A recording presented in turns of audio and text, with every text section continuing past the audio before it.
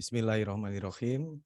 Assalamualaikum warahmatullahi wabarakatuh. Yang kami hormati Profesor Dr. Heri Ratnawati dan juga Ibu Rosna selaku dosen mata kuliah metode model asesmen pembelajaran matematika, dan juga Bapak Ibu semua yang kami banggakan. Perkenankan kami hari ini akan melakukan presentasi tentang penilaian untuk pembelajaran, penilaian sebagai pembelajaran, dan penilaian akhir pembelajaran. Baik, sebelum memulai presentasi dan juga nantinya diskusi, mari kita sama-sama membaca doa menurut agama dan keyakinan kita masing-masing. Berdoa dipersilahkan.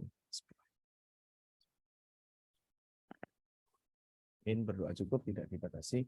Baik, terkait dengan apa yang akan saya sampaikan, yaitu assessment for learning, assessment as learning, dan assessment of learning. Gitu. Nah, yang pertama sebagai pendahuluan bahwa penilaian itu kata kuncinya adalah pengumpulan bukti, begitu. Jadi pengumpulan bukti tentang pengetahuan siswa, lalu kemampuan dalam menggunakan disposisi matematik, lalu membuat kesimpulan, dan kata kunci berikutnya adalah dari bukti tersebut akan digunakan untuk berbagai tujuan. Ini dari NCTM tahun 95. Lalu yang kedua terkait definisi dari penilaian sendiri adalah aktivitas, gitu ya, selama proses pembelajaran. Yang berikutnya kata kuncinya juga kaitannya dengan bukti ketercapaian dari tujuan pembelajaran ini, pembelajaran tersebut. Nah, definisi ini dari Badan Standar Kurikulum dan Asesmen Pendidikan, gitu. Ini di Indonesia tahun 2022. Nah, yang ketiga itu kaitannya dengan sebenarnya penilaian ini dampaknya besar terhadap pembelajaran. Gitu. Jadi tadi kalau sebelumnya ada berbagai kegunaan gitu ya dari hasil penelitian, dari hasil penilaian, maka dampak tersebut kaitannya dengan kegunaan atau tujuan dari penilaiannya. Lalu yang keempat, penilaian itu penting bagi siswa. Jadi terkait dengan pemahaman siswa tentang tugas belajar, berdampak pada kualitas juga keterlibatan siswa, kata kunci berikutnya, serta kaitannya dengan transfer ilmu atau apa yang sudah diperoleh dan itu akan digunakan di masa yang akan datang atau masa depan. Nah, kaitannya dengan sejarah penilaian tadi, karena ada berbagai kegunaan atau tujuan, maka kan kita tahu secara tujuan dibagi menjadi 3 ya. Jadi ada assessment for learning, assessment of learning, dan juga assessment as learning. Nah, tahun 90 itu istilah penilaian formatif dan sumatif itu banyak digunakan. Nah, tahun 99, nah ini ada istilah alternatif dari kedua tadi ya, ada formatif, ada sumatif. Nah, formatif ini alternatifnya dia sebagai disebutnya adalah assessment for learning atau AFL. Jadi meningkatkan proses belajar mengajar ya, tujuan penilaian ini ya. Lalu penilaian dengan fungsi sumatif tadi itu menjadi sebagai alternatif ya, karena ada alternatif tadi dari assessment reform group yang di Inggris gitu ya, itu sebagai assessment of learning gitu. Jadi sumatif dan assessment of learning itu sebutannya begitu. Ini kaitannya dengan kinerja dan hasil setelah kegiatan pembelajaran secara formal. Jadi dalam satu waktu tertentu atau semacam hasil akhir lah gitu. Sumatif biasanya di akhir dari pembelajaran itu dilakukan penilaian. Nah, assessment for learning tadi itu tahun 2022 ya ada beberapa ya pembaruan tadi. Awalnya formatif, sumatif, akhirnya sumatif dan formatif ini tidak bisa dibedakan antara istilahnya di lain tempat juga menggunakan assessment for learning, yang sumatif adalah assessment of learning. Nah, kalau AFL pas awal tahun 2002 itu ya dia mencari dan menafsirkan bukti posisi siswa di mana dalam pembelajaran tersebut gitu. Terus setelah itu bagaimana selanjutnya? Jadi misalkan dalam satu KD, ya gimana nih posisi siswa di KD tersebut gitu. Terus kalau nanti biasanya pilihannya kan lanjut, remedi, atau mengulang misalkan begitu ya setelah dilakukan penilaian formatif gitu ya. Nah, dan bagaimana cara terbaik mencapainya? Karena ada penilaian proses di dalam itu. Nah, tahun 2009 ini ya atau generasi kedua lah diadopsi memperjelas bahwa fokus utamanya adalah pada pembelajaran gitu ya. Nah, ya artinya assessment for learning ini kata kuncinya siswa, guru, dan juga teman atau peer atau siswa yang lain dalam merefleksikan dan menanggapi informasi, ada observasi di sana, tentu tujuannya untuk meningkatkan pembelajaran selanjutnya atau berkelanjutan.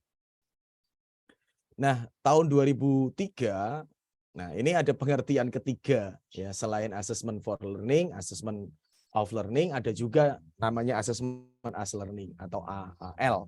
Nah, beberapa ahli itu pendapatnya sebagai subbagian dari AFL. Jadi assessment as learning ini juga subbagian dari assessment for learning. Nah, selanjutnya nanti untuk ini akan kita diskusikan berikutnya. Nah, karena tadi ada beberapa ini ya kajian gitu ya, setelah dilakukan sintesis gitu ya, diperoleh kesimpulan ya sebenarnya penilaian dan pembelajaran ini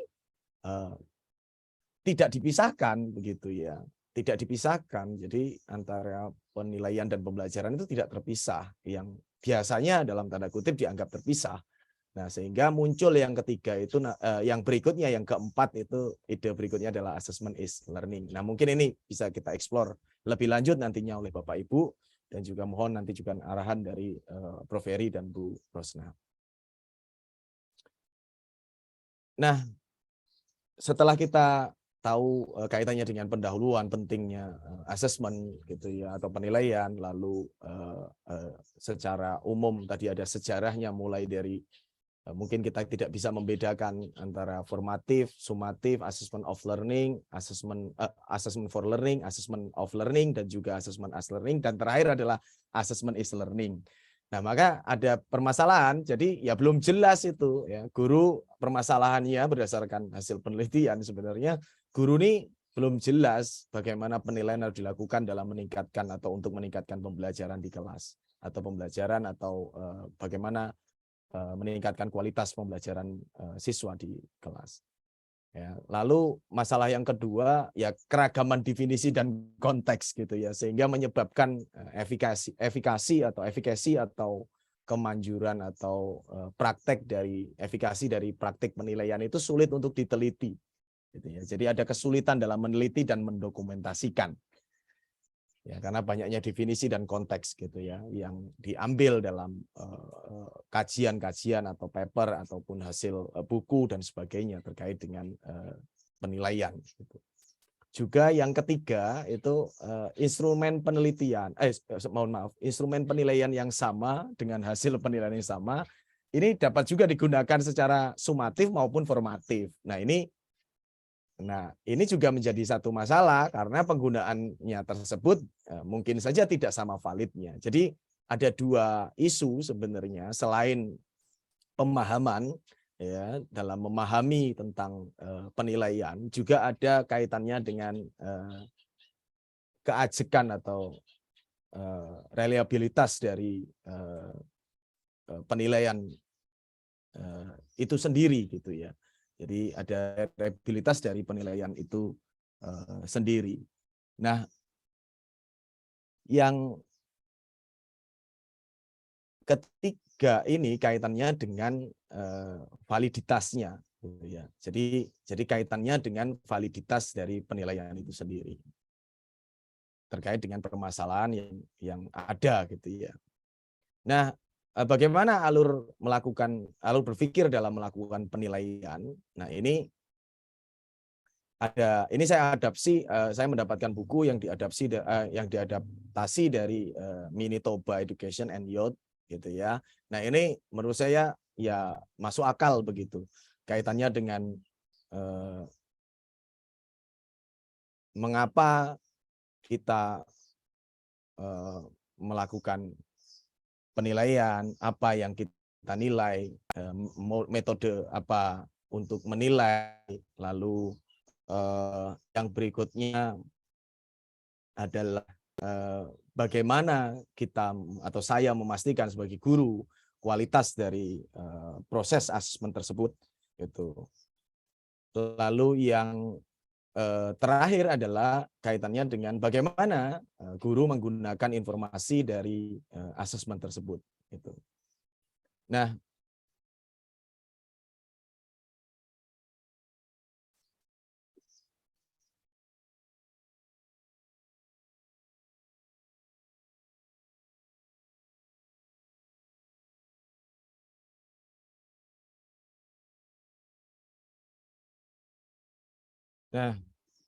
selanjutnya ini kaitannya dengan tujuan yang pertama dari presentasi kami hari ini atau saya hari ini, yaitu tentang penilaian untuk pembelajaran, gitu. Nah, secara pengertian itu ada beberapa grup gitu yang saya ambil dari Hergevers tahun 2015. Yang pertama tentang pengertian dari penilaian untuk pembelajaran itu adalah memantau kinerja siswa terhadap target atau tujuan pembelajaran. Jadi ada kata kuncinya di situ, memantau kinerja terhadap target atau tujuan pembelajaran. Lalu yang kedua itu kaitannya dengan grup yang kedua itu bagaimana menggunakan penilaian untuk menginformasikan langkah selanjutnya. Jadi digunakan untuk dalam proses pembelajaran itu untuk menginformasikan langkah selanjutnya. Nah, grup yang ketiga itu penilaian untuk pembelajaran ini guru memberikan umpan balik untuk perbaikan. Jadi tujuannya untuk perbaikan tentunya ya, perbaikan dari proses pembelajarannya. Terus guru juga belajar tentang bagaimana siswa belajar. Artinya kita memahami itu kalau dalam satu kelas ya minimal kita bisa melakukan observasi sederhana. Si A ini cara belajarnya seperti apa sih? Si B atau secara umum, secara klasikal di kelas ini seperti apa gitu. Kita bisa juga mengecek gitu ya bagaimana mereka belajar dan sebagainya melalui misalkan angket atau wawancara secara langsung, secara acak kita ambil begitu, atau kita tentukan dulu misalkan ada siswa yang menonjol atau yang kurang menonjol. Nah, dari situ kita pilih, terus kita cek bagaimana sih mereka belajar begitu. Lalu terkait dengan penilaian untuk pembelajaran ini, ya siswa itu sebenarnya mengambil mempunyai peran besar gitu untuk bagian atau grup yang kelima dalam mendefinisikan atau memahami pengertian dari penilaian untuk pembelajaran itu. Ya siswa dalam pembelajaran itu ya aktif di situ, terus bisa melakukan penilaian sendiri. Jadi misalkan dalam satu KD dia bisa menilai sendiri apakah sudah tuntas atau belum gitu ya. Itu. Lalu yang terakhir ya itu adalah terkait grup ke-6 yang mendefinisikan atau memberikan pengertian tentang penelitian untuk pembelajaran itu adalah mengubah penilaian menjadi peristiwa pembelajaran. Jadi ya karena dia bagaimana proses yang terjadi di situ, sehingga proses pembelajaran itu ya penilaian itu sebagai proses dalam belajar mengajar atau pembelajarannya. Gitu.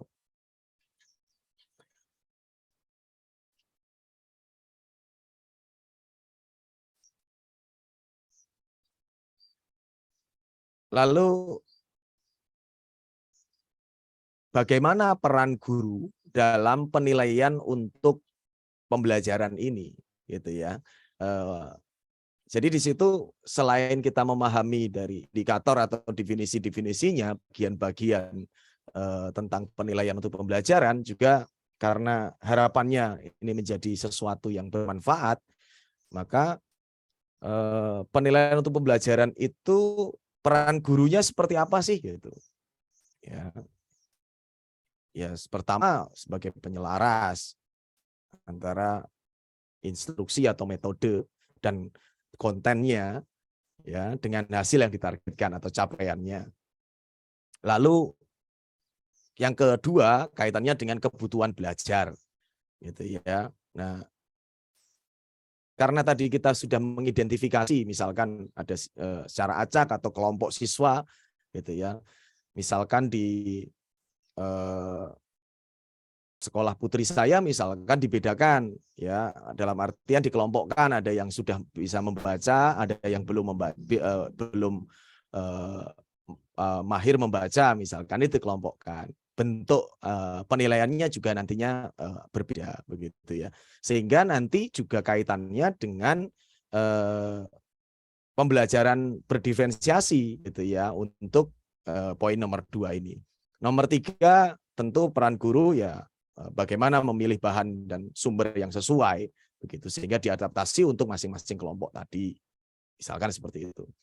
Lalu yang keempat ya menciptakan strategi pengajaran yang berbeda dan bagaimana kita bisa membantu siswa untuk bisa mencapai tujuan pembelajaran atau capaian dari pembelajaran tersebut atau biasanya kita istilahkan KD lah gitu ya, kompetensi dasarnya.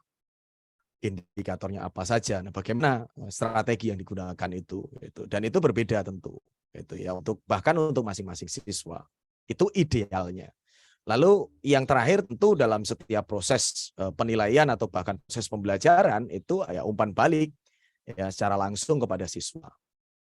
Nah, umpan balik ini tentu pertama bisa secara tertulis dari hasil pekerjaan siswa, juga secara tidak langsung gitu ya, mengambil momen tertentu gitu ya.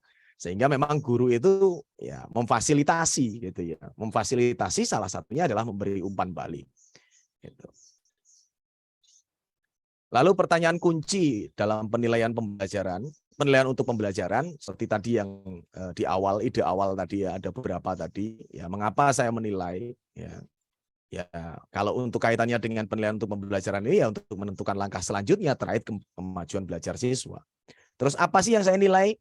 Ya, kemajuan setiap siswa dan kebutuhan belajarnya terhadap hasil akademik kurikuler itu ya yang sedang atau secara akademik terjadi di kelas itu gitu, proses secara pencapaian kompetensi itu tadi gitu. Terus metode penilaian yang harus saya gunakan apa terkait dengan penilaian untuk pembelajaran? Ya metodenya bisa, bentuknya bisa beda-beda. Yang pasti tujuannya adalah untuk melihat keterampilan dan pemahaman siswa dalam proses atau dalam pembelajaran tertentu pada saat tertentu itu. Gitu. Nah, terus berikutnya tentang bagaimana saya bisa memastikan kualitas. Untuk memastikan kualitas penilaian untuk pembelajaran yang sudah disusun, maka kita bisa ngecek dari akurasi dan konsistensi pengamatan dan interpretasinya dari pembelajaran siswa. Lalu, ya harapan pembelajaran yang jelas gitu ya, atau tujuan pembelajaran yang jelas dan terperinci. Catatan yang akurat gitu ya, sehingga kita bisa memberikan umpan balik secara deskriptif untuk setiap siswa gitu ya. Nah, ini bagian yang ketiga. Lalu bagian yang keempat, bagaimana saya dapat menggunakan informasi dari penilaian yang sudah dilakukan terkait dengan penilaian for learning ini. Ya, pertama memberikan umpan balik yang akurat kepada setiap siswa. Lalu membedakan instruksi gitu ya. Karena setelah kita melakukan penilaian maka kita akan memberikan umpan balik itu yang akurat untuk masing-masing siswanya selama proses pembelajaran. Ya, terus membedakan instruksi. Ya, membedakan instruksinya kalau di kita dikenal dengan itu tadi ya, misalkan lanjut ke KD berikutnya atau mengulang atau remedial kita sebut gitu ya, atau apa namanya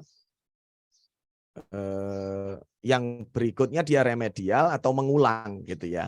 Jadi ada 3 gitu ya, yang tidak lanjutnya yang selanjutnya atau masuk ke KD berikutnya, latihan-latihan yang lebih tinggi atau diberikan latihan-latihan yang lain yang lebih tinggi terkait dengan KD tersebut. Itu tidak lanjut gitu ya. Nah, lalu yang ketiga apa? Ya, dari penilaian untuk pembelajaran ini setelah kita tahu hasilnya, maka informasi itu digunakan juga untuk memberikan umpan balik kepada orang tua atau wali siswa. Gitu. Ya, capaian pembelajarannya seperti apa sih pada minggu tersebut atau pada bulan tersebut gitu. Jadi ada semacam laporan yang memang ini agak apa namanya ya, forum ini mungkin ya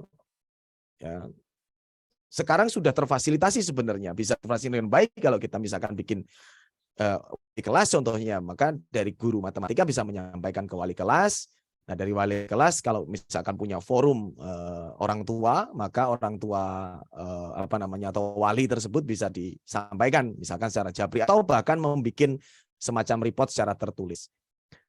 Terus kaitannya dengan ini juga bisa bagaimana sih caranya agar orang tua itu bisa memberi dukungan terhadap putra-putrinya gitu, terhadap hasil penilaian untuk pembelajaran yang dilakukan selama proses pembelajaran tertentu, misalkan KD 1.1 misalkan. Itu juga ada reportnya gitu. Nah,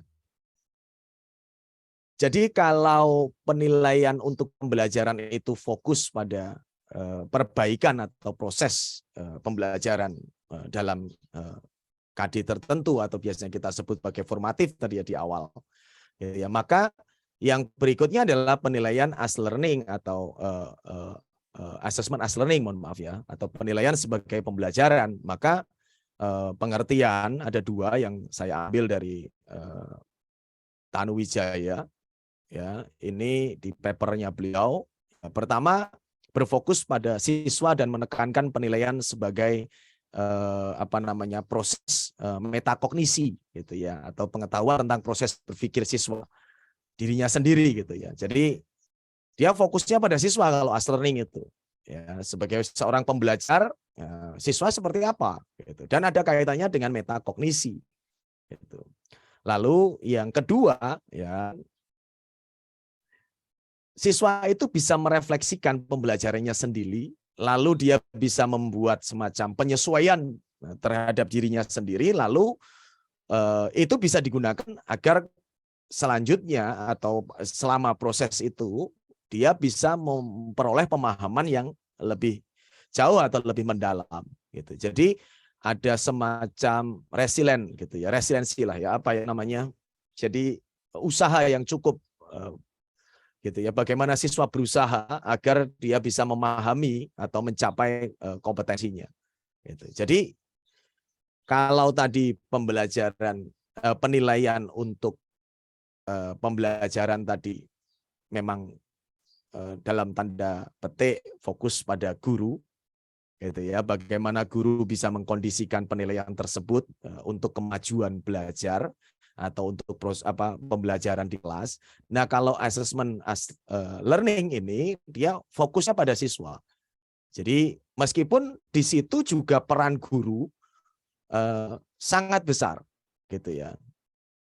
Nah, apa saja peran guru untuk mendorong pengembangan diri siswa, ya, kaitannya dengan metakognisi tadi, terus melakukan refleksi, apa saja? Ya tentu guru menjadi model gitu ya. Menjadi model dan bagaimana mengajarkan penilaian diri pertemuan sebelumnya sudah dibahas tentang penilaian diri. Lalu guru juga membimbing siswa dalam menetapkan tujuan, lalu memantau juga bagaimana siswa mencapai atau menuju tujuan tersebut. Yang ketiga adalah memberi contoh dan model praktik yang baik dan bagaimana mengerjakan atau suatu pekerjaan atau tugas yang sesuai dengan capaian kurikulum. Nah, ini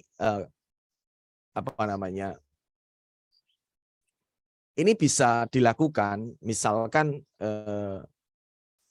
untuk perguruan tinggi misalkan yang saya lakukan misalkan di kelas, ya saya menunjukkan bagaimana cara memperolehnya, misalkan terkait dengan artikel, terkait dengan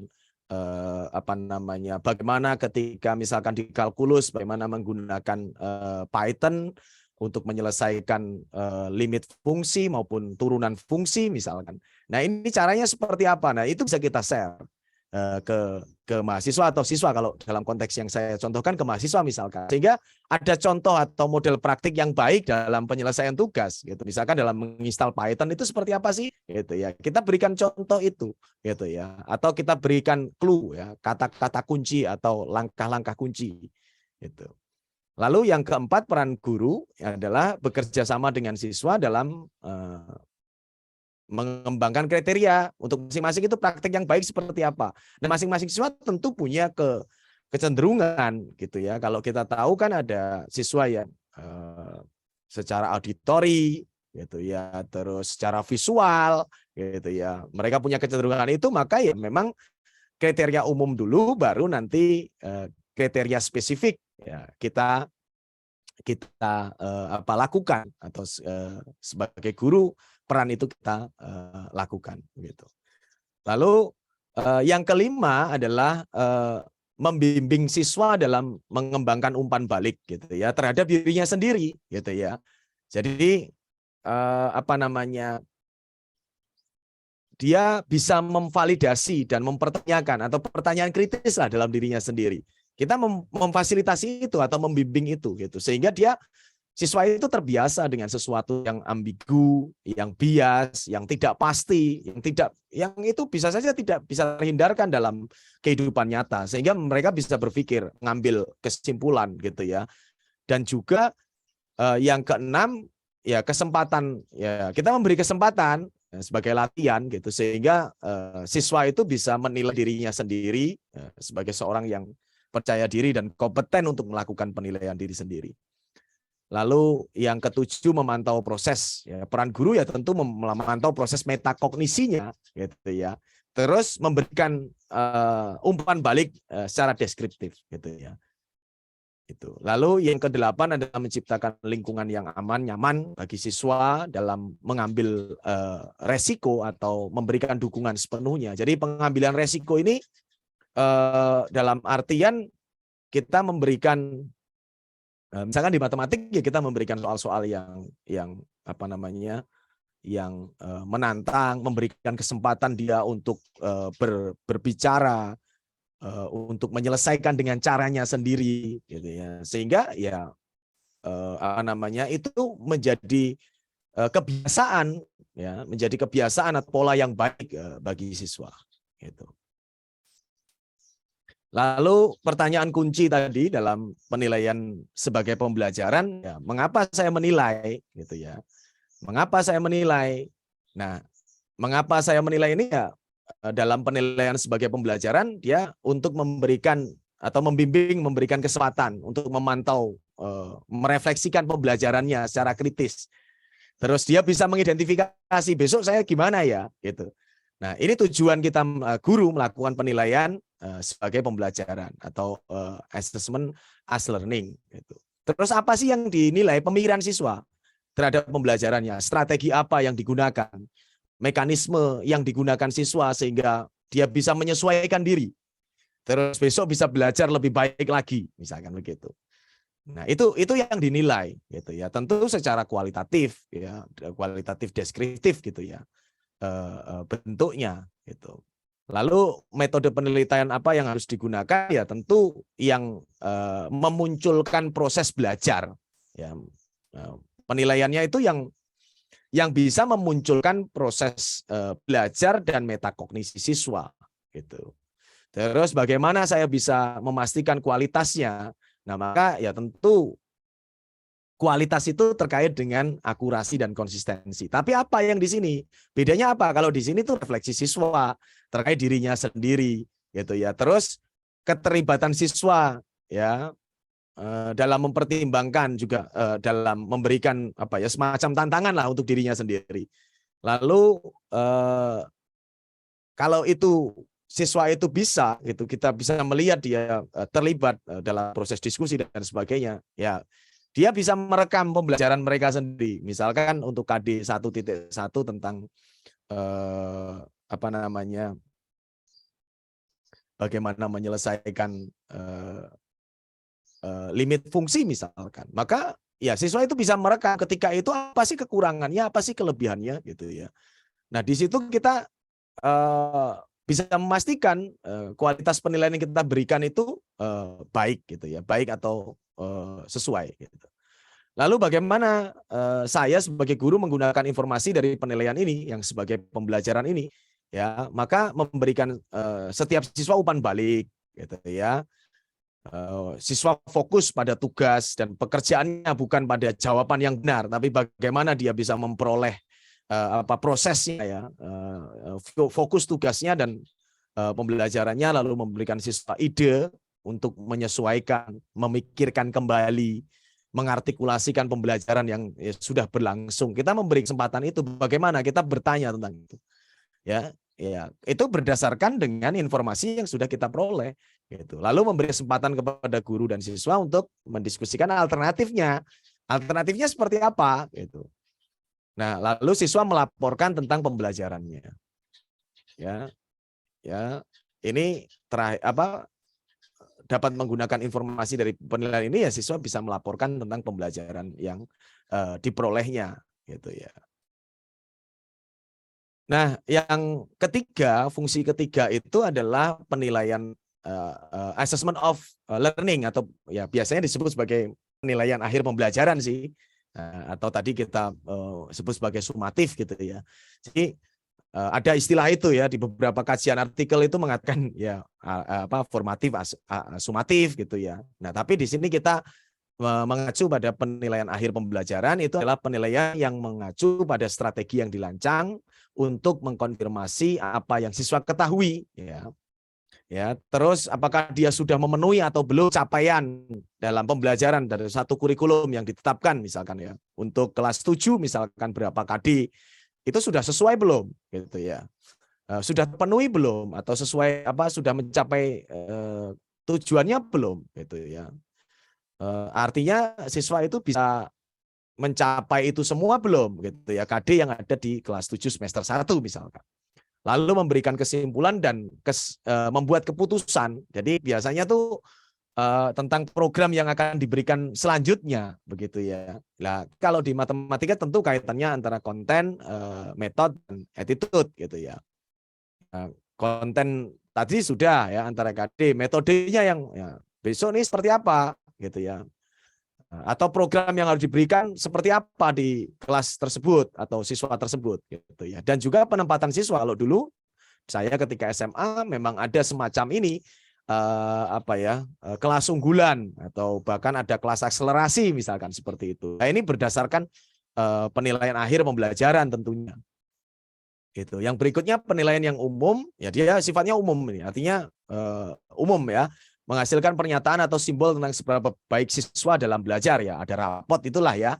Ada rapot, terus ada transkrip nilai misalnya begitu ya. Nah, ini ya ada pernyataan atau simbol itu. Kalau di rapor sekarang kan ada pernyataannya selain dari angka ya. Dinilai secara angka juga ada kualitatifnya secara pernyataan atau pernyataan dari simbol atau angka tersebut gitu. Nah, ini saya definisi ini dari Manitoba Education and Citizenship and Youth tahun 2006. Lalu peran guru dalam penilaian akhir pembelajaran itu seperti apa? Gitu ya. Ya, penilaian akhir pembelajaran yang efektif itu mengharuskan guru ya memberikan satu tentu alasan mengapa melakukan penilaian. tersebut pada waktu tertentu gitu ya, misalkan akhir semester misalkan. Kenapa gitu ya, atau secara keseluruhan misalkan dalam beberapa KD gitu ya. Nah, terus guru juga harus memberikan deskripsi yang jelas tentang pembelajaran yang dimaksud gitu ya, apa saja indikatornya begitu ya. Karena ini kurikulum kita itu kurikulum berbasis kompetensi, bukan berbasis materi gitu ya. Sehingga indikator-indikator dalam pencapaian kompetensi atau sekarang tujuan pembelajaran di kurikulum yang sekarang itu bisa tercapai.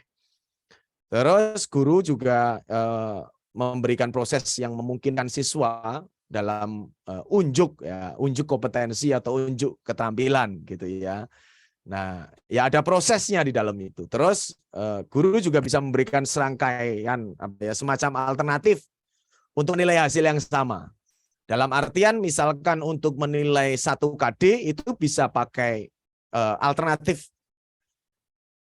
beberapa alternatif tentunya gitu ya. Misalkan melalui tes, terus melalui tes tersebut juga ada misalkan karya atau menghasilkan karya tertentu gitu ya. Selain dia memahami secara ini juga ada produknya. Nah, produk ini nanti yang bagian dari pembahasan lebih lanjut ya, yang ini ya. Terus apalagi titik referensi publik dipertahankan untuk membuat penilaian. Ya, ini sebagai referensi dari publik, artinya penilaian akhir pembelajaran itu bisa diketahui semua gitu ya, sehingga bisa menilai gitu ya capaian pembelajaran atau secara akhir dari capaian pembelajaran tersebut. Terus memberikan pendekatan yang transparan untuk interpretasi hasilnya harus transparan atau transparansinya harus ada gitu ya. Lalu deskripsi dari proses penilaiannya itu seperti apa? Kalau dia produk, bagaimana yang menilai produk itu gitu ya, memberikan yang jelas. Lalu strategi atau alternatif lain jika ya tidak sepakat, artinya sebenarnya bisa juga siswa itu tidak sepakat atau bahkan orang tua itu tidak sepakat atau mempertanyakan lah kalau kita di level perguruan tinggi gitu ya.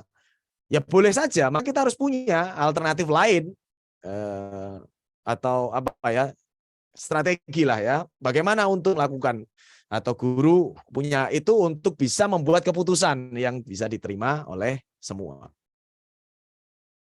Nah, selanjutnya pertanyaan kunci dalam penilaian akhir pembelajaran ini ya, mengapa saya menilai? Ya, mengapa guru menilai? Ya karena untuk mengesahkan ya, atau memberitahu orang tua dan orang lain tentang capaian atau kemahiran siswa terkait dengan hasil pembelajaran berdasarkan kurikulum yang digunakan begitu ya, bisa kurikulum 2013 atau revisi, kurikulum darurat atau kurikulum merdeka yang saat ini gitu ya. Jadi harus disahkan. Kalau dalam konteks di perguruan tinggi ya tentu ada transkrip nilai ya, atau KHS lah, kartu hasil semester ya. KHS itu ya. Jadi ada KHS-nya. Gitu ya, sehingga jelas gitu ya, itu sah gitu ya secara legalitas gitu ya. Itu tujuannya. Lalu apa yang dinilai? Ya dinilai tentu kalau dalam kurikulum ya ada konsep, pengetahuan, keterampilan dan sikap gitu. Lalu metode penilaiannya apa? Ya banyak metode yang berbeda dalam nilai produk dan prosesnya. Artinya ada produk dan prosesnya. Ya, proses berpikirnya maupun produk yang dihasilkan oleh siswa. Misalkan karya gitu ya, membuat karya dalam geometri, membuat karya itu juga bisa. Nah, bagaimana produk itu dan prosesnya dinilai sehingga bisa menentukan penilaian akhir dalam pembelajaran. Nah, bagaimana saya bisa memastikan atau guru bisa memastikan kualitas dalam proses penilaiannya, penilaian tersebut? Ya, tentu pertama akurasi, konsistensi, ya, dan juga ada keadilan penilaian. Ya prinsip adil lah ya, ini semacam prinsip penilaian. Terus harapan penilaian yang jelas dan atau tujuan pembelajaran yang jelas dan terperinci. Lalu pelaporan sumatif yang adil dan akurat ya, dalam bentuk report tadi itu ya, adil dan akurat ya. Sesuai, akurat ini ya kaitannya mengukur sesuai dengan yang akan diukur tadi gitu ya, kesesuaian. Bagaimana saya menggunakan informasi dari penilaian ini? Ya pertama, kalau sudah ada hasilnya ya berarti itu menunjukkan tingkat belajar siswa. Terus memberikan dasar untuk ya tadi penempatan lah ya, atau promosi ya, apa ya promosi itu ya bahasa ini ya, ini translate ya, semacam promosi itu semacam kalau di kita itu siswa itu dinyatakan naik kelas atau tidak, misalkan begitulah, atau dia ditempatkan di kelas, kalau kelasnya acak maka dia di bagian apa yang kemampuan sedang, rendah, sedang atau tinggi, misalkan gitu. Lalu informasi ini juga apa namanya digunakan untuk memutuskan langkah selanjutnya dalam pembelajaran siswa. Ya, langkah selanjutnya seperti apa? Nah, itu diputuskan melalui penilaian ini. Gitu. Nah, yang kaitannya dengan ketiga pembahasan tadi, ya, tujuan sesuai tujuannya ada penilaian untuk pembelajaran, penilaian sebagai pembelajaran dan penilaian akhir pembelajaran atau assessment of learning, maka tantangan guru terkait penilaian itu ini ada, saya mengkaji pada artikelnya Surtam et al. Tahun 2016, saya kira ini masih masuk akal. Ya, pertama terkait dengan konseptual, secara konseptual, ya. Jadi secara konseptual tadi kan banyak itu definisi, banyak apa namanya konteks, sehingga ya ini tantangan guru, gitu ya, ya apa namanya. Bagaimana guru secara konseptual ini menjadi dilema gitu ya, asesmen apa namanya untuk memahami tentang secara konsep dari penilaian itu sendiri dan bagaimana menggunakan dalam pembelajaran. Lalu yang kedua, tantangan kedua adalah tantangan pedagogis ya. Dia ya how to itu bagaimana apa membuat ya penilaian secara praktis dan kesempatan ya untuk apa namanya mengembangkan itu gitu ya. Ini secara pedagogis. Lalu secara budaya ya ini yang paling sulit gitu ya, karena ada budaya yang apa namanya berbeda ya, praktik penilaian yang berbeda di satu kelas dengan kelas yang lainnya, satu sekolah dengan sekolah yang lainnya, atau secara umum ya, secara umum di tempat tersebut gitu ya. Nah, ini juga menjadi satu dilema bagi guru terkait atau tantangan ya. Saya lebih senang menyebutnya sebagai tantangan. Nah, yang keempat adalah politik gitu ya. Secara politik ini tentu kita sudah merasakan sampai saat ini ya, secara nasional ya atau secara negara gitu ya, secara provinsi atau distrik atau bahkan kebijakan sekolah yang terkait dengan asesmen tersebut. Misalkan terkait dengan ujian nasional. Nah, UN, sekarang UN tidak ada.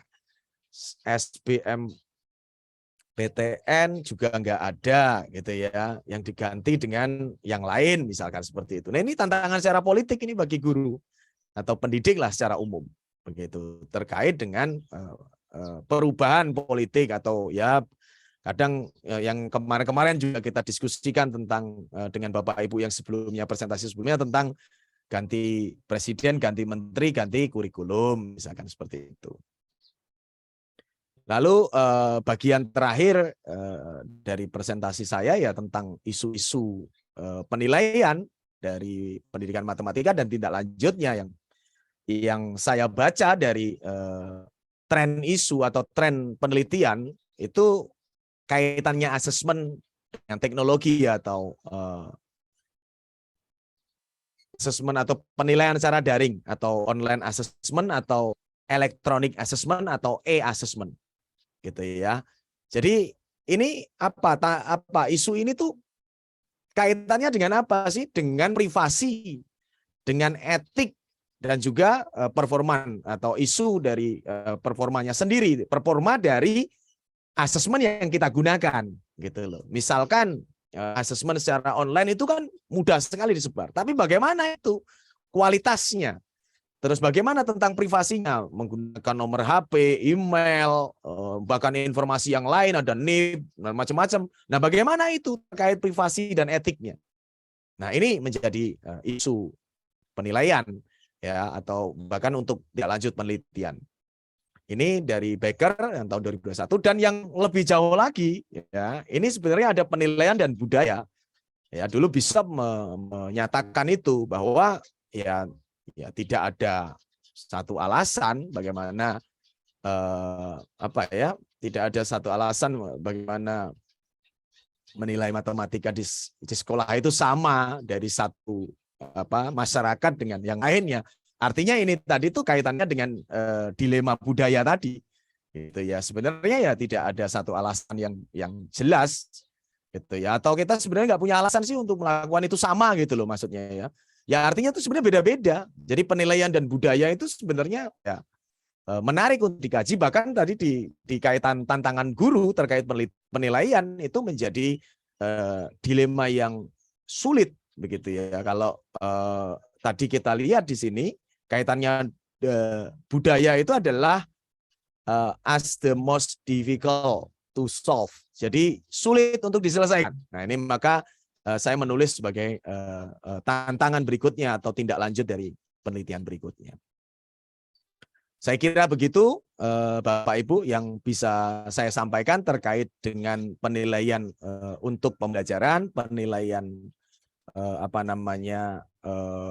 sebagai pembelajaran dan penilaian akhir pembelajaran, atau dalam kemarin bagian saya adalah assessment for learning, assessment as learning, dan assessment of learning. Sekali lagi terima kasih atas kesempatan yang sudah diberikan. Mohon masukan, review, juga arahan selanjutnya dari Prof. Heri, juga Bu Rosna, juga Bapak Ibu semuanya. Mudah-mudahan kita bisa saling belajar, terus nanti mengidentifikasi dan menggunakan hasil dari diskusi kita ini untuk semata-mata bermanfaat dalam pendidikan matematika di Indonesia. Saya kira begitu yang bisa saya sampaikan. Mari kita tutup saya tutup secara presentasi saya ini, karena tadi kita mulai dengan berdoa. Mari kita tutup dengan membaca doa syukur secara bersama-sama. Alhamdulillahirabbil alamin. Sekali lagi terima kasih, mohon maaf atas salah dan hilaf. Mudah-mudahan kita bisa saling ikhlas dan mengikhlaskan. Wabillahi taufik walhidayah. Wassalamualaikum warahmatullahi wabarakatuh. Selamat siang semuanya.